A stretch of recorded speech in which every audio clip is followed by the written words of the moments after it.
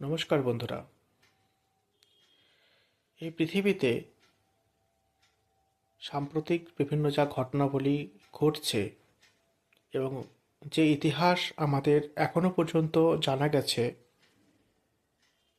তা থেকে এই সিদ্ধান্তে আসা যায় যে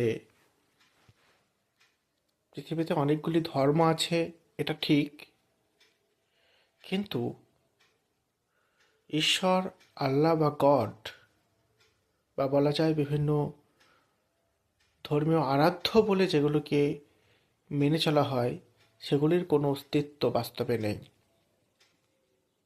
ধর্ম আছে, তার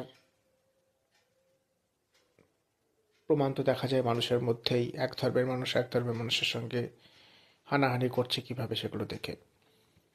কিন্তু ঈশ্বর বা আল্লাহ বা গড বলে যদি থাকতেন, তারা সর্বময় কর্তা নির্দিষ্ট নির্দিষ্ট ধর্মের, তো তারা অবশ্যই তাদের ধর্মের অবমাননারও বিচার করতে পারতেন এবং নিজের ধর্মের অনুসারীদের সুরক্ষা প্রদানও করতে পারতেন। কিন্তু বাস্তবে যেটা দেখা যায়, না তারা তাদের ধর্ম অনুসারীদের সুরক্ষা প্রদান করতে পারে, এমনকি তাদের ধর্মের অনুসারীদের কোনো খারাপ কাজ করতে বাধাও দিতে পারে, বা কোনো শাস্তি বিধানও করতে পারে না। যা করে কিছু মানুষ করে, হিংসা, হানাহানি, মারামারি সব মানুষই করে।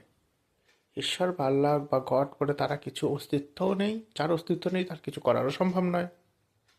অস্তিত্ব থাকলে তো করবে। অতএব নিরীশ্বর বা ঈশ্বরের অস্তিত্বহীনতা এটাই প্রমাণ করে